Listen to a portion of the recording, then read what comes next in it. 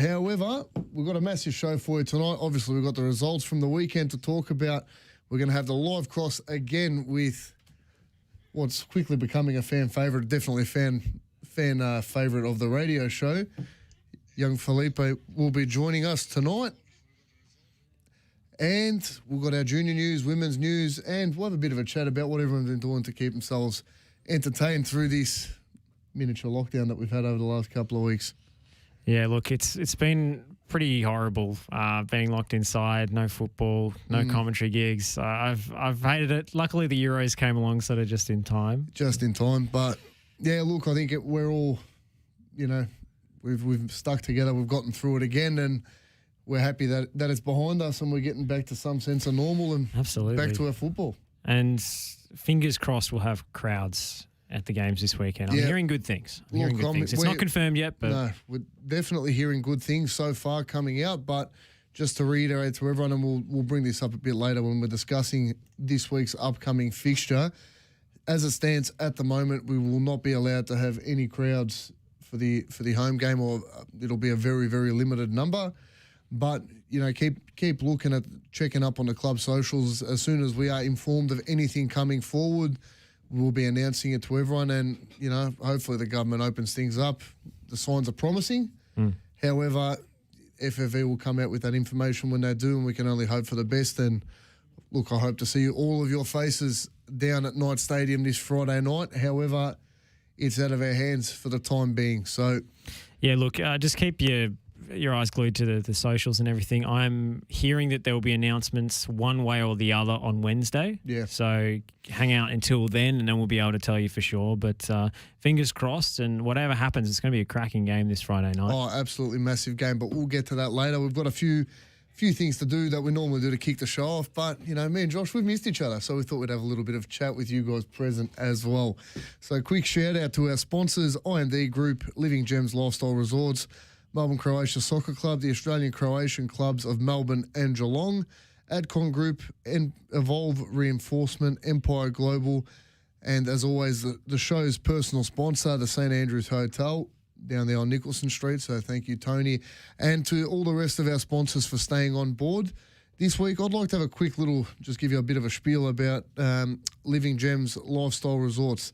So Mr. Puljic, who runs that, also the president of Gold Coast Croatia, who was so generous enough to put his hand forward to take on the Croatian soccer tournament for this year, which again will be that first weekend of October, become a staple of our calendar over these last 40-odd years. And Mr. Puljic and his family from Gold Coast Croatia and them and their club, not just them, obviously, have put their hands up to take that on. But it's through the work that he does with Living Gems that these things are possible. So Living Gems was one of the first to pioneer the concept of value for money retirement living, designed specifically for over 50s. Their newest resorts provide affordable quality homes, and it's the best, actually has been confirmed, country club facilities for the exclusive use of our valued homeowners. Living Gems have perfected the ultimate retiree dream. So if that's something that you're interested in, go have a look at their website and support our sponsors.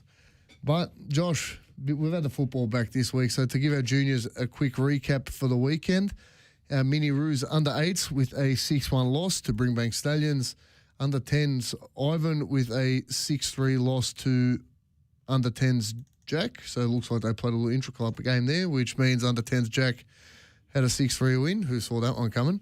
The under-11s with a 2-1 win against Sydenham Park. The under-12W with a 2-1 win over Yarraville. The under-12K with a 3-1 win over Keilor Park. The under-13s A's with a 5-0 win over Caroline Springs George Cross. In the NPL teams, the under-14s with a 3-1 loss to Hume. The under-15s with a 2-0 win over Heidelberg. Under-16s with a 1-0 win over Bringbank, and the under-17s with a 2-1 win over Geelong. So, pretty good round of results there from our juniors. Absolutely. Seems like they've been absolutely chomping at the bit to get out of lockdown and get back to football, because that's a great round of results there. And from the enthusiastic celebrations we saw in some of the games. Definitely, we've seen some magic celebrations from over the weekend from our juniors. I believe we've actually got a bit of a video of that, Josh. Yeah, okay. If we can roll that video of the juniors, if we can roll that video of the juniors playing and celebrating after that result. Now, oh, look, you've got to love the passion and celebration from even those of our youngest teams, but we've got some pretty good footage here.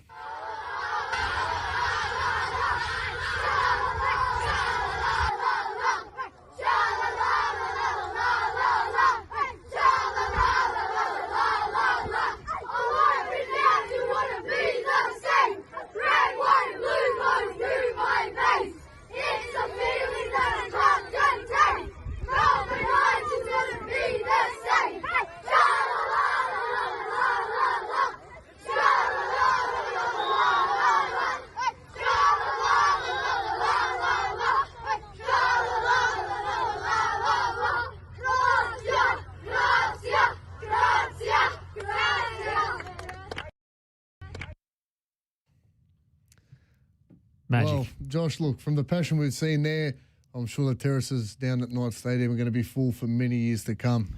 That's great. I love it. You love to see it. Is that a new one, or is that a dressing room song that's been around for a while? Dressing room song that's been kicking around for a bit there, but, club philosophy has gone down the whole way, and as you can see, juniors absolutely love it. We love, and they're the sort of things that you love to see. That's what you love about football, the passion from... that for them, that's just unbridled joy. You get a good win for your team and for your club over the weekend. You get to celebrate it with your mates down at your club. That's something special. I think the celebration songs are a really important part of club culture. Definitely. We've obviously got our own personal songwriter here on the Night Train, but those lyrics are a little bit inappropriate for youngsters sometimes. So, they definitely can be, for sure. But I do really value the kind of build up of that culture from a very young age, and that's fantastic. That's a really good one as well. I kind of hate it when there's just the generic, everywhere we go or whatever. Yeah. It's a grand old team. Just give me a break. It's so AFL, like bad. You're a different sport. You're a different code. Like, you know what? There's so many great songs in soccer that you could go to. Like, take a bit of time, put your mind together between you and everyone else involved at your club, and come up with something that's not your. Oh, we just went to the internet, Googled the 5 most common soccer team songs, and you were just going to pick one of them. Like, use your brain a little bit. Yeah, exactly. And that's some good lyrics. And finishing with a Kroatia chant is always going to be a winner. Oh, look, that for me is always going to be the highlight. You know what I mean? Like, the song's great, but it's that round of Kroatia at the end that. Look, it's pepped me up, Josh. I was half asleep before the show started. I'm G'd up now. You love to see it. You really do. So great. Do you know which team that was? I do not know what team that was. We've got the footage. Chuck it in the Facebook Live comments if you know, so we can congratulate them. Whack it in the comments. We'll give them a quick little shout out. But no, that was sent to me through Susie Corlish and everyone else involved down at the juniors. And look, I watched the video and, it's fantastic. So thought we'd better chuck it on, show the people out there what our club's all about, the ones that don't know. Mm-hmm. Something special. But anyways, to keep going with the score wrap-ups for over the weekend, in other junior results, should have actually probably read these out before we showed that video because they're all under the same setup, but the Mini-Roo girls with a 9-0 win, the under-12 girls with a 2-0 win, under-14 girls with a 8-1 win, so great results there. Just capping off another great weekend for our juniors. Unfortunately, the women's senior reserves, or all the reserves and seniors, didn't have quite as good of a result. The Rezzies with a 2-0 loss, seniors with a 5-3 loss. Season is proving to be a little bit tough for the girls, but hang in there. I'm sure things will turn around. It's just the nature of football. Sometimes results aren't going your way, but I'm sure they'll come good. It's a tough competition this season. A lot of really serious clubs.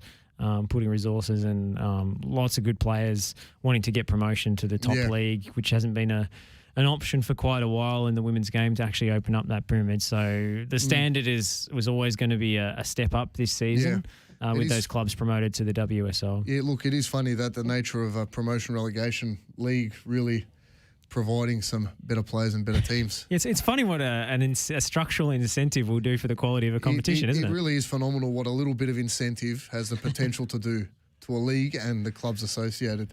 But we're just talking about women's Victorian football, right? Just talking about women's Victorian football now. give our under 19s, unfortunately, had their game washed out due to the lovely weather we had last week. Melbourne once again delivering the goods on a beautifully dry week last week, Josh. Of course it wasn't. It was absolutely soaked. So unfortunately their game got cancelled due to the pitch being under about a fair bit of water. The under 21s with a great 1-0 win. Boys fought out a really, really tough game and managed to hang on to a solid result. First time they've beaten a team in the top 4 this year. We are top 5 this year, rather, with us being in 6th and Hume being in 5th. So Hume's got a good junior program as well. And they've got a solid junior program. Look, the fact the 19s didn't have to play on the Friday night probably helped. But, shout out to all of the boys for a fantastic result. And obviously our senior team with a fantastic 3-2 win over the weekend. But we'll be back to talk a little bit more about that and the rest of the results from across the NPL after we come back from this short break. Are you looking to raise money for your community club or charitable organisation? Club Fundraising is an Australian family-run business, and we pride ourselves in creating partnerships with clubs, helping build stronger communities.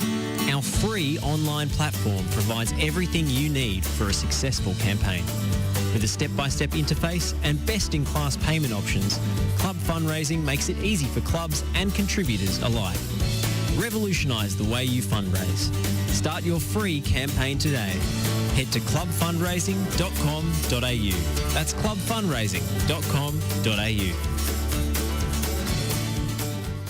Buying your electricity from the big energy companies is now the most expensive way to power your home. In fact, the average electricity bill in Australia has more than doubled in the last 15 years. But not for the ones who went solar. Unlike your electricity bill, the power of solar has actually come down, and there's also government rebates available. So what are you waiting for? Join the 2 million households already saving hundreds of dollars every year. See how much your roof could be making you at solarpowerco.com.au. Go solar and get $500 cash back with the Solar Power Co., Australia's most trusted solar brand. solarpowerco.com.au. We are more than engineers. We are more than project managers. We are more than surveyors. We are more than infrastructure specialists. We are more than planners. So, who are we? We are problem solvers, providing the highest quality service and results. We are a team of skilled professionals, focused on customer needs and outcomes. We are 23 years of industry experience, adhering to the highest safety standards. We are Melbourne, and we are right across Victoria. We are the Lanco Group, your business partner for engineering solutions. Lanco Group. We are more than you realise, and we are ready to partner with you. With the right qualification, there's no telling where your career could take you. It's one small step for man, one giant leap for mankind. The moon might be a bit of a stretch, but whether you are looking to progress your existing career, start a new one, rejoin the workforce, or get better at a hobby, training.com.au is here to help. At training.com.au, you can answer a couple of simple questions and instantly find out what courses are available for you. It costs nothing, and it could change your life. The eagle has landed. Find your future right now at training.com.au. The Night Train is brought to you by St Andrews Hotel, 128 Nicholson Street, Fitzroy. Beautifully crafted, cosy and intimate spaces for your drinking and dining experiences.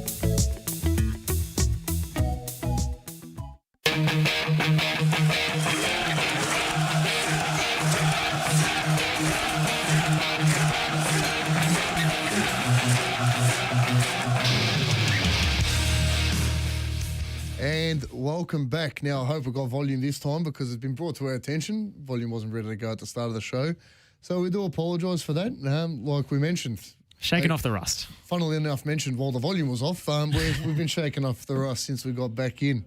Unfortunately, the lockdown does lead to, look, as shown across a few of the results on the weekend, you have a couple of weeks off and things don't always come back firing exactly how they were beforehand. No, honestly, if there's one silver lining from going into the lockdown again, I think it's given the Knights a bit of a chance to reset and rest and get some players back from injury.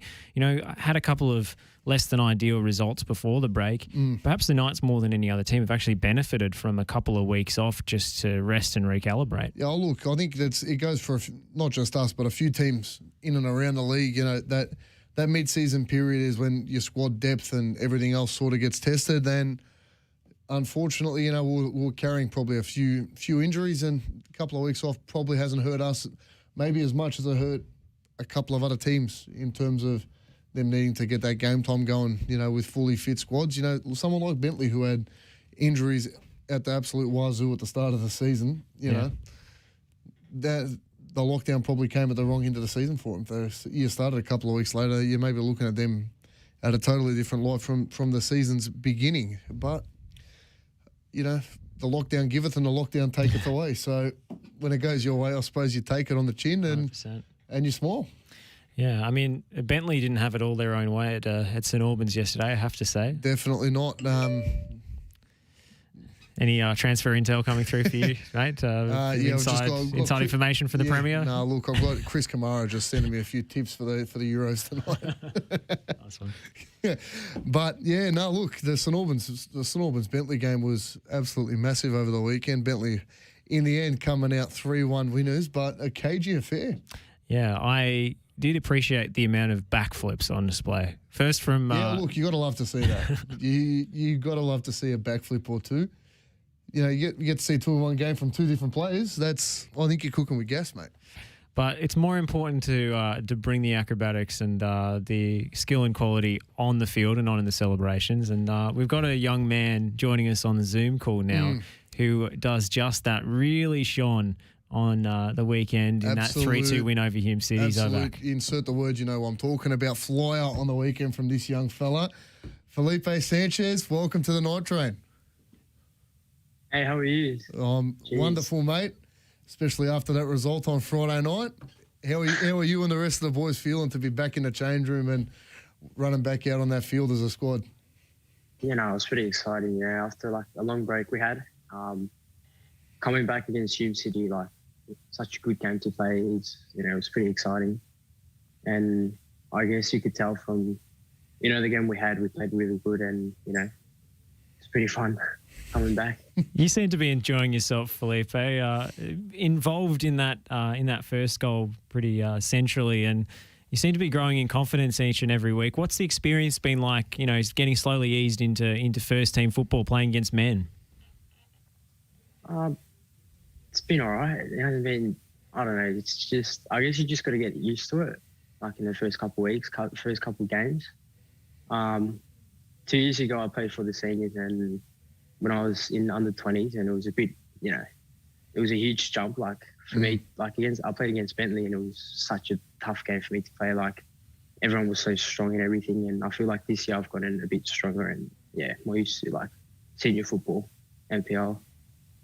Yeah, well, look, mate, you've definitely shown a bit of an improvement from, you know, that young whippersnapper that came on for his first games a couple of years ago at Bentley. Talk us through how you think the game went on Friday. Just how was everyone feeling coming into it, given the couple of weeks off, and boys put in a pretty good performance? You know, like I said before, everyone was pretty excited to play again. First half, you know, we basically controlled the whole game. You know, we had them on the back foot. Just, you know, I think we scored the first 2 goals in like the first 30 minutes. So like, I think we did pretty good. Like for our first game in like 3 weeks, I think all the boys would take that, you know.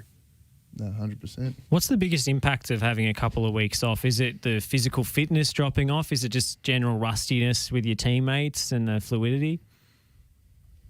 I think it's probably like doing the program that we were given by the coaching staff. Like doing it by yourself, I think that's the hardest part. Is that the motivation to without that competitive tension of training, I guess?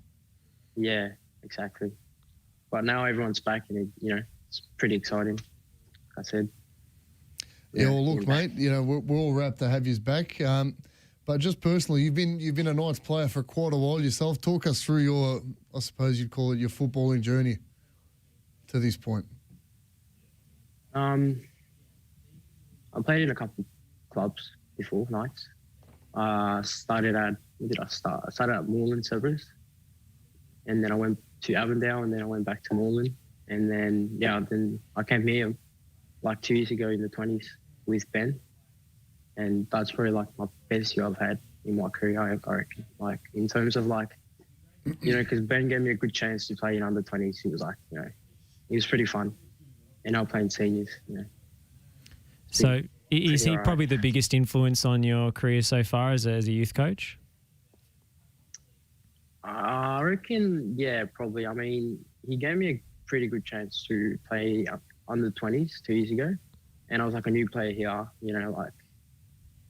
nobody knew me, and just him giving me a chance, just gave me a lot of, motivation in my career, I guess. Yeah.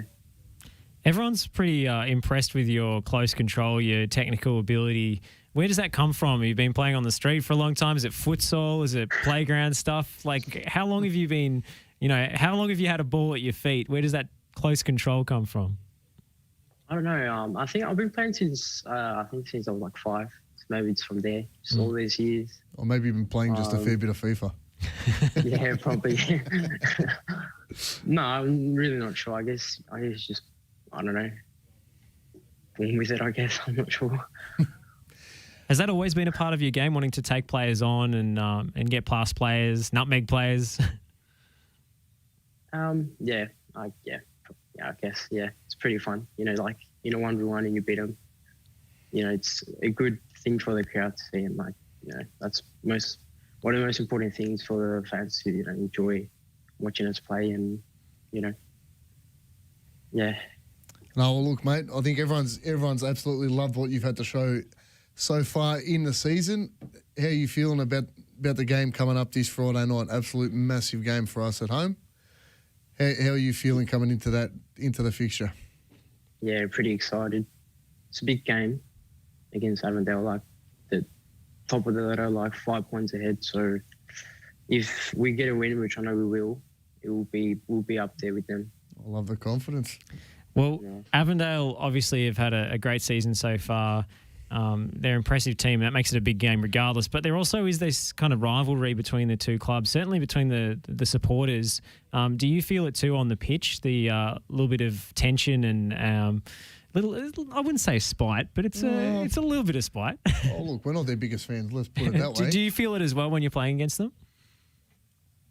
Yeah, I could say that. Especially when we played against South Melbourne. Like it's literally like the same rivalry. It's like a huge game. Tackles flying in and all that.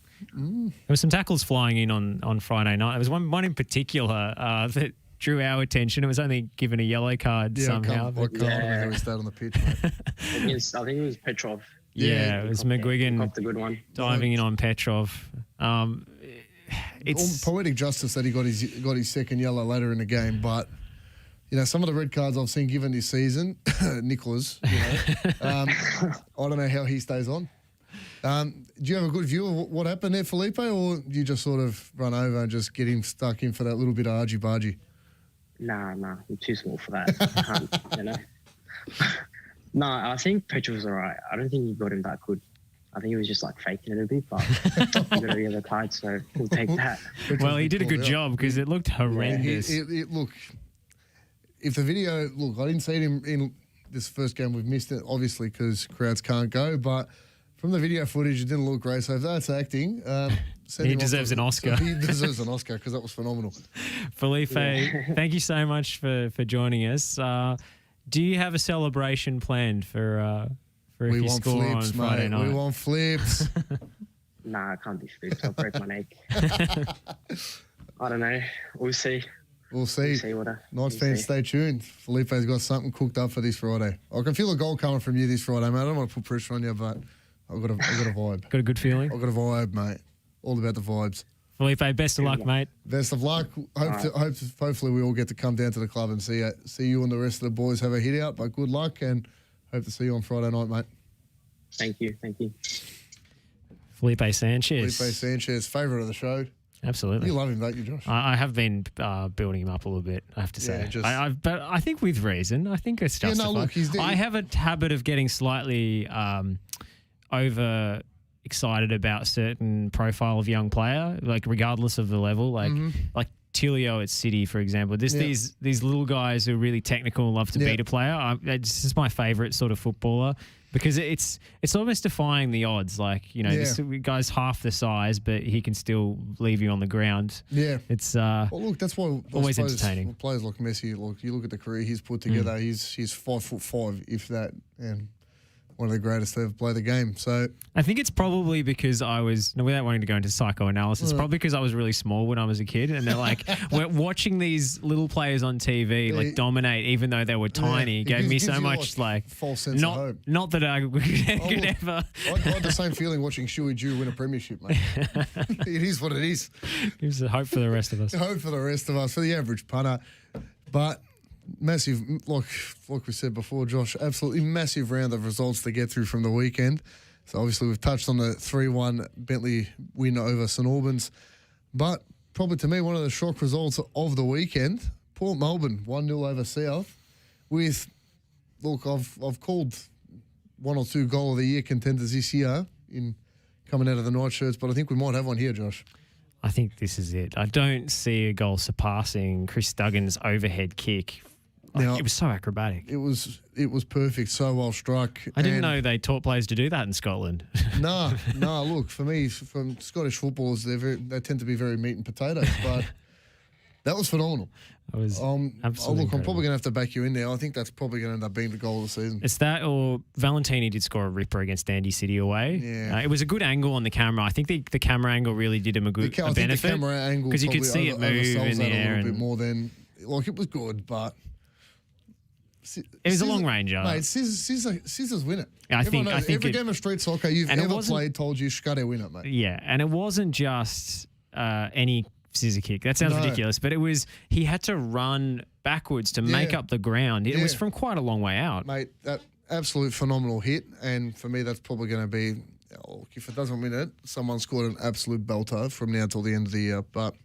Yeah, I mean, massive. What a call from Teo as well. Yeah, it's good to have Teo back. If after the show, guys, jump on and have a listen to the call and watch the goal because it's absolutely phenomenal. Goosebumps.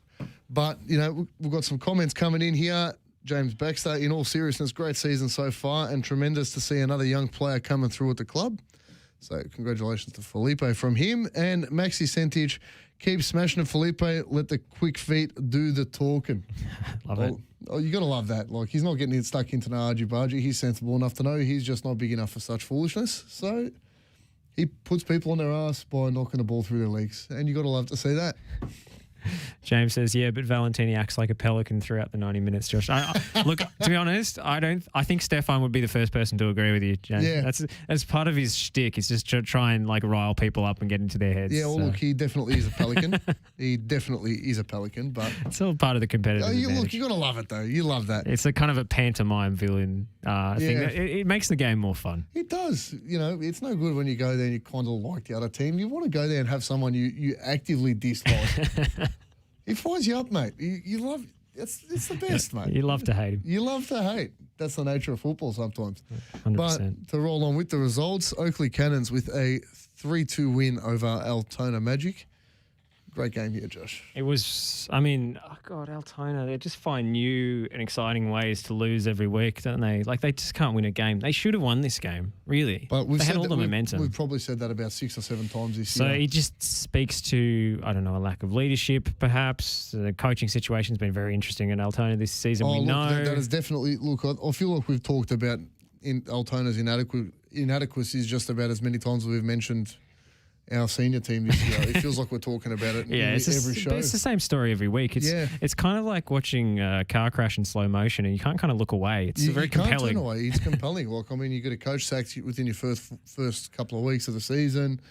The merry-go-round goes on and on down at Altona. Next week on the Bold and the Beautiful at Paisley Park. It's always just melodrama. Seemed to be a few people. What a goal, though, from Joe Knowles. How many times has he done that this season? Just bailed Oakley out. Oakley have been very disappointing based on the quality of their squad. Yeah, like the actual performances. The results have been okay. The results have been good. They've done enough to keep themselves from having the conversation we're having about Altona, which is how are they not winning games?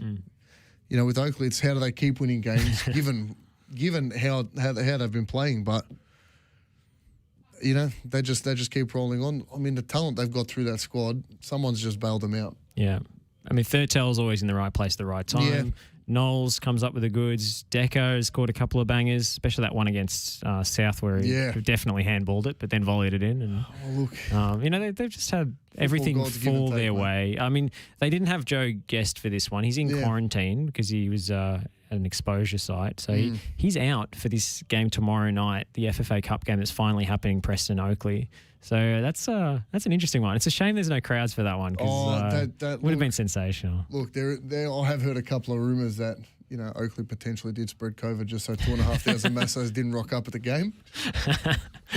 I wouldn't put it past him. I wouldn't put it past him, you know, with everything Archie's done this year. He's a Machiavellian operator. He's a Machiavellian operator. You know, that unknown stool sample of COVID that popped up in Reservoir, I think we know where that came from. Might have been shipped down from Oakley.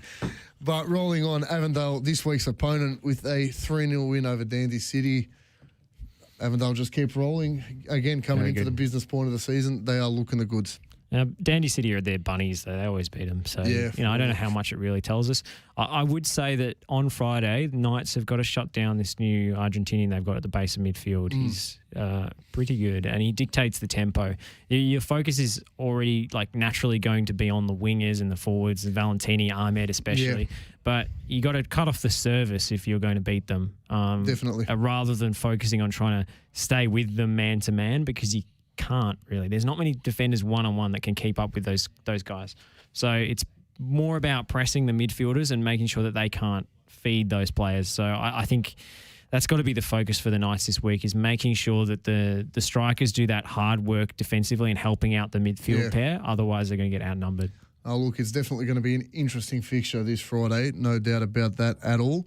Dandenong Thunder with a 2-1 win over Eastern Lions, and Heidelberg with a 1-0 win over Green Gully. But the game, I guess you're listening for us to talk about, Melbourne Knights with a, let's just say, interesting 3-2 win over Hume City, Josh. Yeah, it was very eventful, wasn't it? Oh, without a doubt. Look, I think we've got the highlights here. We'll have them going. But I think a tale of two halves. I think we got it as right just about as you can get it in the first half. Oh, it's fantastic. I mean, you come in, the boys were playing some fantastic footy, knocking the ball all over the park. You know, Felipe looked solid. Albano looked good. The midfield looked strong. Jose was knocking the ball around. They look refreshed. They look refreshed. That was probably the best half of football I've seen us play in 2 or 3 games. Yeah, absolutely. And you go in 2-0 up at the half. Felipe, again, fantastic work to set up the first. But Caleb, with a great finish for the first goal, puts us up 1-0. And then great run. And look, we are probably a little bit underdone there at his near post, but 2-0.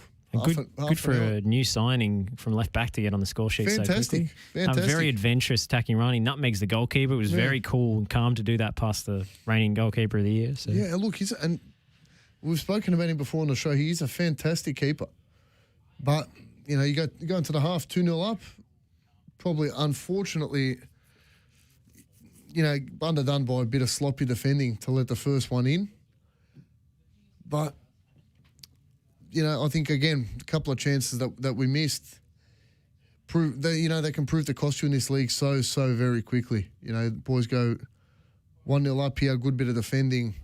Good bit of defending to keep out Hume. But overall, I think for your first game back from COVID, here's the goal we were talking about earlier, and bang, new signing as well. John, we had him on the show, Josh. We did. Seemed like an absolutely fantastic bloke, and now he's gotten his name on the score sheet in a couple of weeks from a left back. Surprised he didn't take his shirt off when he celebrated. Look, mate, would have made it to his Instagram. Look, if I had a rig like his, I'd never take my shirt. I'd never have a shirt on. Barred from playing because he refuses to wear a shirt.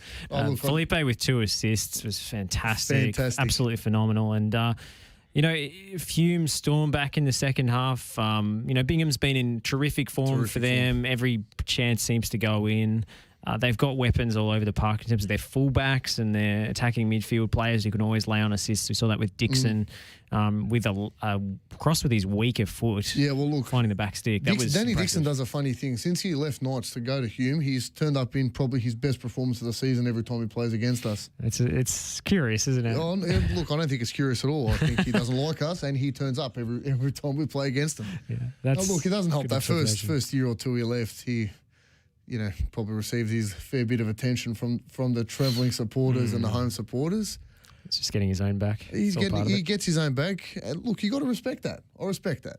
100%. He turns it on. Great ball there for the second goal from Hume, but in the end, boys done maybe a little bit of help. Borg Chulvasoi, as they say, done enough just to get the result in the end. Yeah, look, I think the Knights were taking inspiration from the Euros. 5 own goals so far this tournament. They were just looking to feed the top scorer. Most in history. It was kind of the same as all the own goals in the Euros as well, as firing across the box. Good things happen when you put that into the corridor of uncertainty, and Langlois couldn't really do much. Nah, well, look, he's gone to try and falch it out of the box sort of across his body and finished it straight past the keeper. You hate to see it.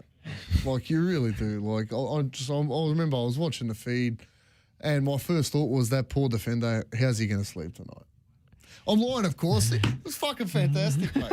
Loved it. Back, own goal to win us the game. Oh, I love football. I love football. It is so good. 88th minute. 88th minute. It was nice for the Knights to get a little slice of luck for once, look, mate, you know what? When the gods are on your side, you take it, and amen, as they say. Mate, look, I was jumping around my lounge room like nuts. I had the footy on the TV. I was watching on my phone because my mates all love the footy, whatever. But, mate, jumping around like a madman. You got to love it. Great. Love it. 88th minute winner. And, look, away to Hume City, that's a massive result. Look, big result. Again, given the form that they've been in coming into, obviously going into the break, Hume are playing some pretty good football. Bingham up front, proven dangerous. Even tonight on Friday, coming away with a goal and an assist. A great pass first time as well to set up their second goal. But, you take it. When it goes your way, you take it. It was, as you say, a game of two halves. Probably should have been a draw on the balance of play, but it will pinch that 3 points every day of the week. But look, football, sometimes it goes your way, sometimes it doesn't. Every now and again, when you get that little bit of a favour that maybe pushes the result your way, you take it. I think the boys probably done enough in the first half to be 3 or 4 up instead of 2. And they should have been, as we mentioned earlier, playing against 10 men for 45 minutes. And that's the other thing. Look, we're going to go back to that again, but how he stays on for that first yellow card, and I think the referee's probably gone in, had a look at it, and, probably realised his mistake, and, in the end he gets given a bit of a soft yellow. Make-up call in the 81st. Make-up call, but the difference getting that call in the 81st minute as opposed to, the 42nd? It's a completely different game of football then, mate. Huge. And I think the referees were too focused on what happened in the melee afterwards than the actual original challenge. It was really strange. Like, he nearly cut him in half. Like, I know Felipe said he didn't quite connect on Petrov. If he had, he probably would have broken his leg. Yeah, so it's just as well that... Just as well he didn't connect. But he flew in with 2 feet. It's the reddest red I've seen this season. And look, for me, the ref probably had a good enough view of it. Maybe we talked about the footage before, maybe glossing a couple of things up. Maybe the footage made it look worse than it actually was. The referee had a pretty good view on it, but look, to me, looking at that, I don't know how the bloke stayed on the pitch. But at the end of the day, we're coming into this week, first week out of lockdown, and we've got 3 points in the bag. That's the main thing. And again, 90 minutes of football into the team. Like you said a bit earlier, Josh, everyone looked pretty well rested and pretty fired up to be back on the pitch in that first half. And just hopefully we can roll that on to next week. It's probably going to be one of the tougher games we're going to play. Yeah, I think Avondale's going to be a serious test. They've been in really good form, and they look to have continued that in their first game back. Yep. Look, they haven't always done it the easy way. They've had a couple of last-minute winners, and Dandy Thunder game kind of springs to mind. They've also conceded a couple of last-minute equalisers. Yes, if I do remember correctly. I think that one's almost lost to the mist of time because of the stream cut out. But, look, and that is why. the government should let everyone come to the game this Friday because we can't rely on sports cars. Sports car streams have had issues all season. Now, everyone's watching from home. Can you imagine the uproar if we miss a 95th minute winner again or an equaliser? Hey, look, I did an FNR stream on the weekend. I had to produce it at the same time. It was quite a challenging balancing act. To be fair, Josh, you've been doing that for the night train most of the year. That's true, but it is hard when you're out on the road and 4G reception is different at different grounds. The power situation is very dicey whenever you get to a new ground and you don't know whether you're going to have a generator or somewhere to plug your gear in. It's not the easiest operation in the world to pull off. No, look, definitely not. But this is where I think more onus has to be put on the clubs. So there's a defined list of criteria of what you need to be providing. Well, Josh, I can only speak for ourselves, but we've got a room built up there for you. Yep. It's enclosed. You've got power. There's lights. There's whatever you need up there. I'm not saying every club's got to dump 60 or 70 grand into building some top-notch facility, but, at least enclose a scaffold and run an extension lead up there. Well, for God's sake, it's not that complicated. No. I mean, the waterproofing, you can waterproof a scaffold with tarps. It's not hard. It just takes a minimal bit of effort, but... And there's enough construction companies and sponsors at different NPL clubs. Look, Josh, every NPL club has a construction company. I don't think I've seen too many construction sort of banners or anything up sponsoring any soccer clubs. It's not as if it's only industry. Man, it's like the construction industry props up soccer in this country. Much like they prop up everyone else's taxes. And half the first team players are tradies. You just spend one training session. Surely someone's got a Bunnings card where you can go down and get 15% off that blue tarp and just wrap it up, for God's sake. It's not that hard. No, I mean, look, you're preaching to the choir here, especially all the commentators who have to deal with some interesting conditions from week to week. But look, Josh, again, I can only speak for ourselves. We look after it. It is a phenomenal operation. We get brought food. It's you got taken care of as a commentator at night. So that's why I'm looking forward to being back there on Josh Friday. Is back this Friday. Guys, we're going to go to a short break. We'll have a bit of a chat about this Friday's game, and we'll hope to see you all down there. But we'll go to a short break, and we'll have that for you when we come back. Are you looking to change your destiny in life? Be your own boss? Start your own business? If you are, you need people who understand your needs and are committed to helping you make it happen. At DKP & Co Chartered Accountants, we are more than just accountants. We are business advisors, taxation consultants, and strategists that specialise in setting up businesses. We understand the client and give them the very best customised advice and strategies to achieve their goals. Visit our website, dkpco.com.au, or give us a call today on 03 9023 9370. Fast, proactive, personal. That's DKP & Co Chartered Accountants. Are you looking to raise money for your community club or charitable organisation? Club Fundraising is an Australian family-run business, and we pride ourselves in creating partnerships with clubs, helping build stronger communities. Our free online platform provides everything you need for a successful campaign. With a step-by-step interface and best-in-class payment options, Club Fundraising makes it easy for clubs and contributors alike. Revolutionise the way you fundraise. Start your free campaign today. Head to clubfundraising.com.au. That's clubfundraising.com.au. Buying your electricity from the big energy companies is now the most expensive way to power your home. In fact, the average electricity bill in Australia has more than doubled in the last 15 years. But not for the ones who went solar. Unlike your electricity bill, the power of solar has actually come down, and there's also government rebates available. So what are you waiting for? Join the 2 million households already saving hundreds of dollars every year. See how much your roof could be making you at solarpowerco.com.au. Go solar and get $500 cash back with the Solar Power Co, Australia's most trusted solar brand. solarpowerco.com.au. The Night Train is brought to you by St Andrews Hotel, 128 Nicholson Street, Fitzroy. Beautifully crafted, cosy and intimate spaces for your drinking and dining experiences.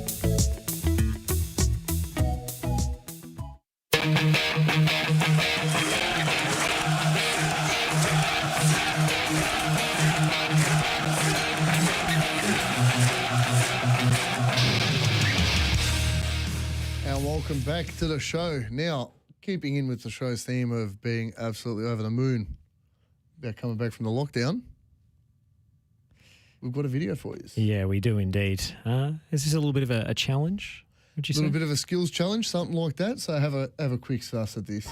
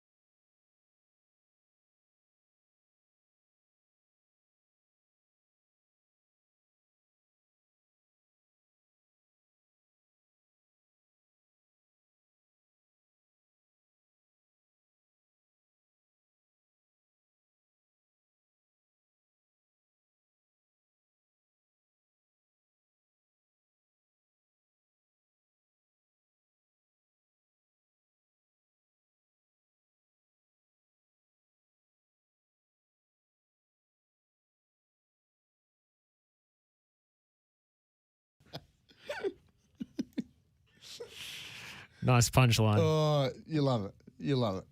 And again, you know, these little things that we all do, I'm sure everyone would have done during lockdown.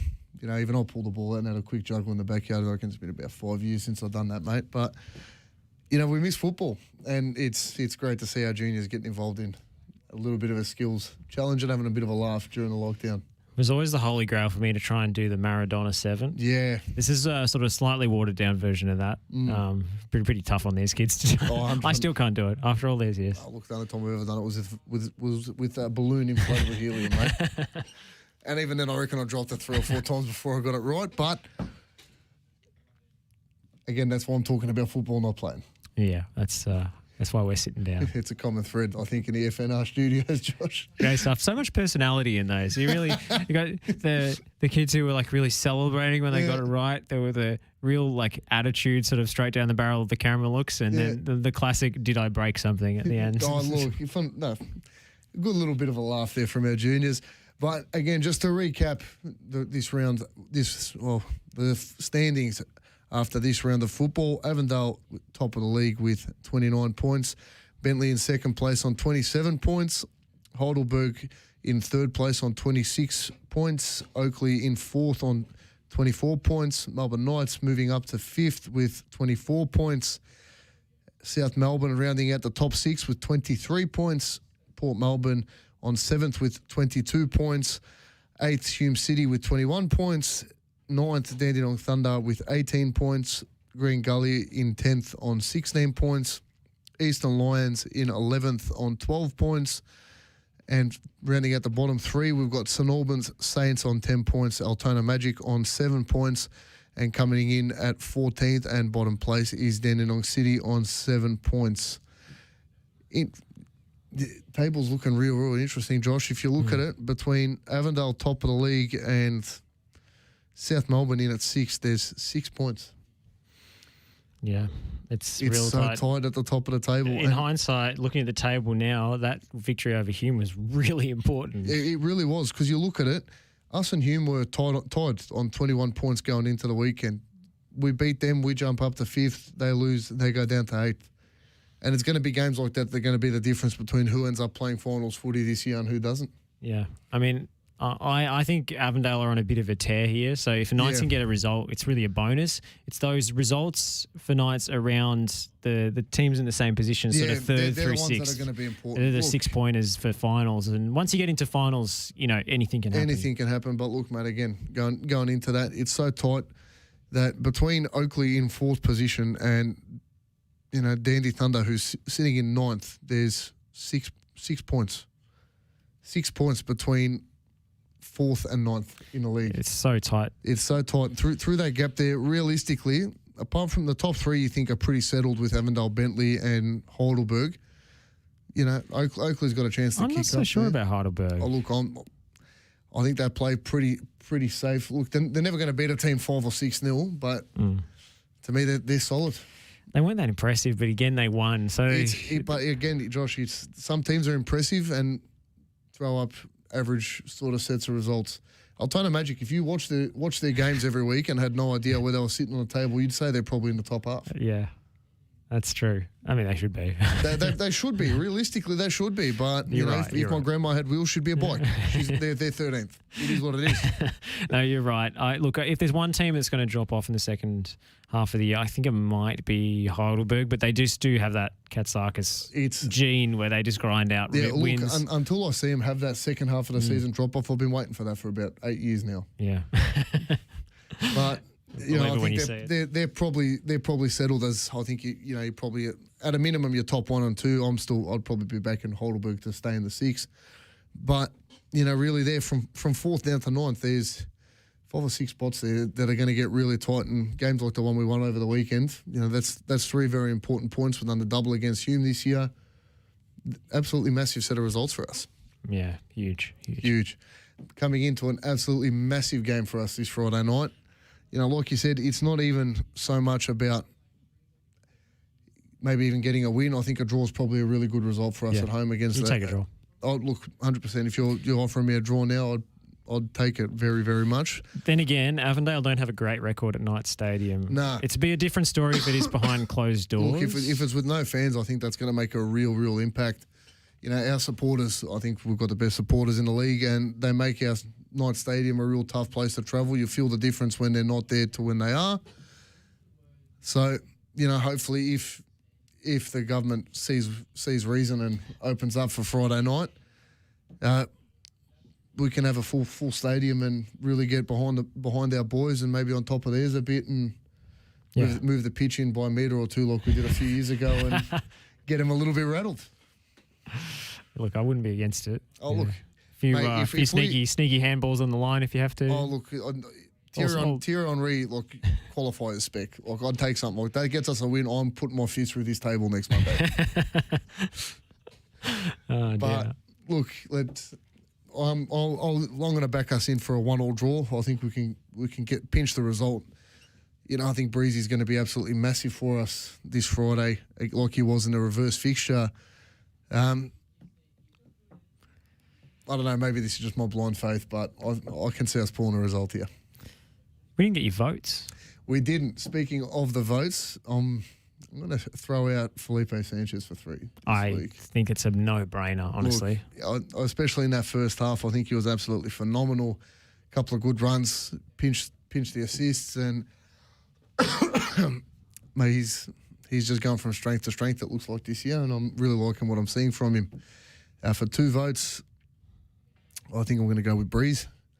Sure. Again, like those boys conceded 2, but I don't think either one you can really put on him. Again, his leadership to, when you look at how the team played in that first, especially in that first sort of 45 to sort of 60 minutes before Hume got back into the game with a couple of goals, I think his leadership from that central defensive position, just sort of keeping everyone calm, given the fact that the boys haven't played in a couple of weeks. It's their first hit out back in. Wait, did you say Breeze? You mean Bryce? Oh, Bryce. Sorry, Bryce. Yeah, I was really confused for a second Bryce.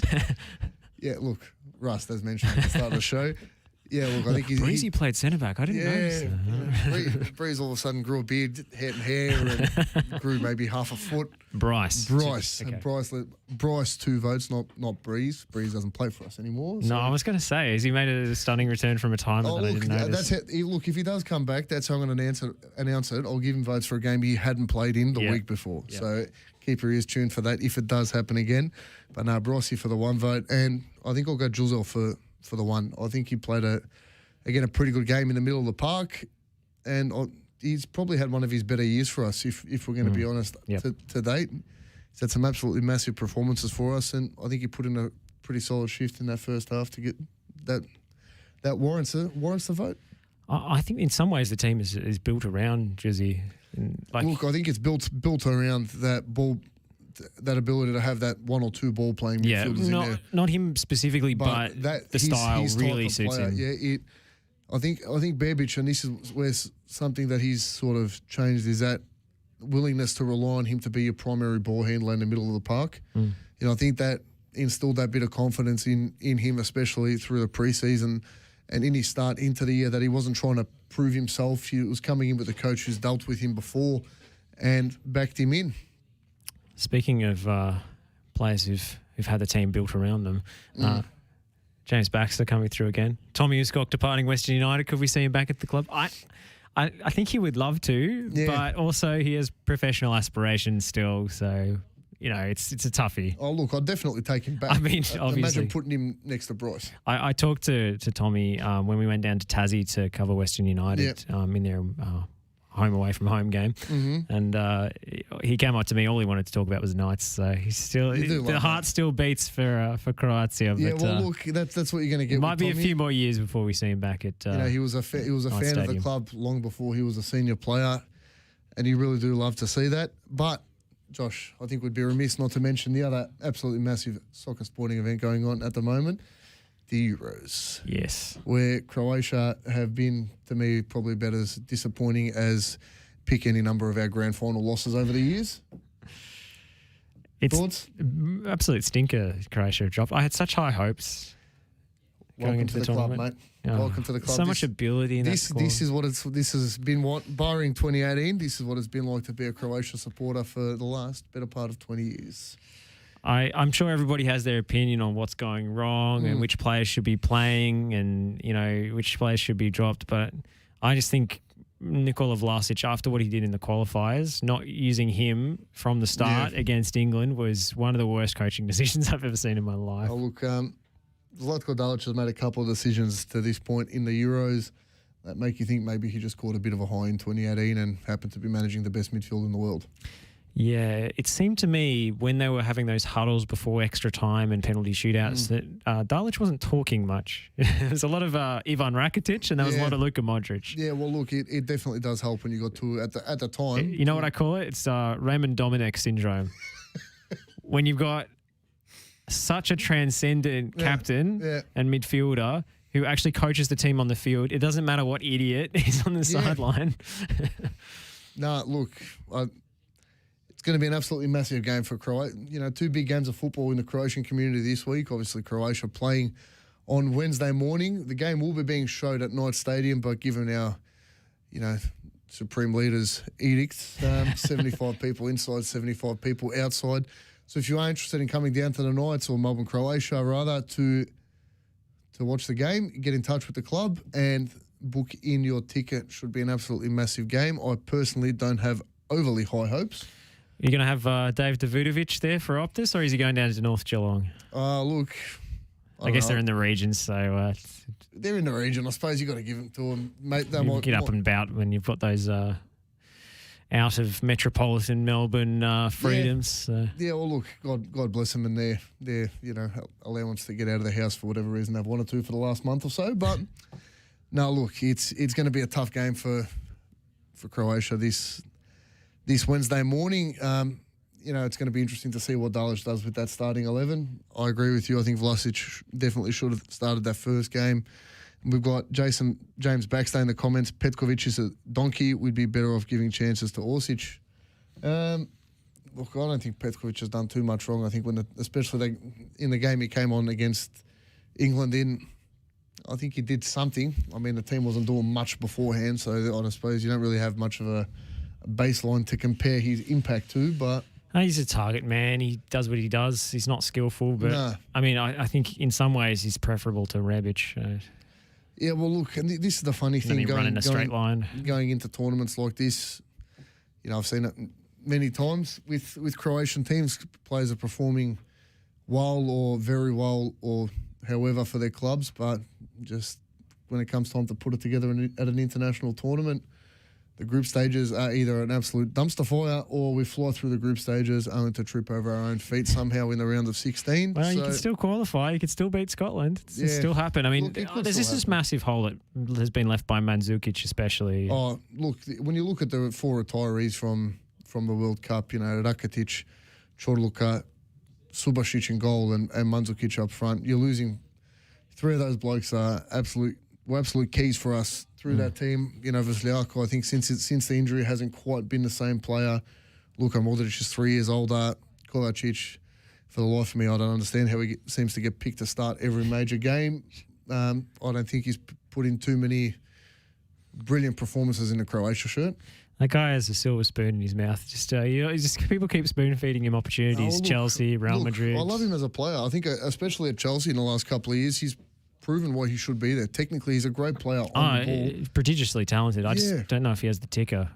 Look, I definitely don't think he's got the ticker, but he just sort of flatters to deceive. It's like the problem is you've got him in the team for that one run he might be able to make where he can break a game open. But I've been waiting for that run since like 2016. Yeah, I think maybe his time should be up, but we'll see what happens. I don't know if he scores 3 against Scotland on Wednesday. We'll be coming in. I'll be putting my fist through the table again. So I think the F&R Furniture is in real danger. F&R Furniture is in trouble this week, ladies and gentlemen. But Johnny Cash, it's only Scotland anyway. It's only Scotland. It's only Scotland. I mean, the two best players of a generation, they're both left backs. Like, turn it up, mate. Play one of them in midfield. You're playing one at left centre back. You're playing old mate McSauce at centre back. They're playing a bloke from the Gold Coast up front. Yeah, I mean, how good can they be? If they have to naturalise Australians to strengthen their squad, I mean, it's a pretty grim state of affairs. Look, it's a grimmer state of affairs than their Scottish weather, to be honest. I'm picking, but again, I reckon they're going to slap us this Friday. So I'll do Wednesday rather. What do I know? I think it's fun to have a team who just plays complete chaos ball, just hammering in crosses. Yeah, well, look, I think this is where Dulwich could actually prove he's some kind of a coach and maybe pick a bit of an interesting team for Wednesday's game. Mix it up a bit. Nothing's working, so nothing's working at the moment. So maybe don't trot out the exact same starting 11 that hasn't got you a result yet. We'll see what happens, but the game's being shown at night. So come on down before work. Egg and bacon's we'll have a bit of breakfast and coffees and stuff going. Come on down, and hopefully, if Supreme Leader Andrews allows us out of the home, hope to see you all at the club this Friday. Keep an eye on the club socials. As soon as we know, we will pass that on and let you know. But hope to see you all on Friday night. And the last comment for the night. If anyone's looking to back a multi in for the weekend, Johnny Cash with Croatia will beat Scotland 3-1. Melbourne Knights will win 3-2. That might be paying a bit, so if you fancy a flutter, maybe whack it on. 2 exact scores. Maybe pay off your mortgage for the next 5 years. I don't know. But hope to see you all at the club this Friday. If not, look forward to seeing you all on the show next Monday. Good evening, everyone. Gamble responsibly.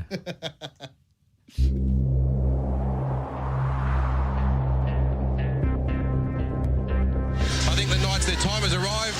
I think last week that 10-man performance in the preliminary final was absolutely exceptional. So I'm going for the Knights. But when you talk of Knights, it's a real fighting team. Buskak into the back of the net. Melbourne Knights take the lead 1-0. Melbourne Knights will win the Doherty Cup.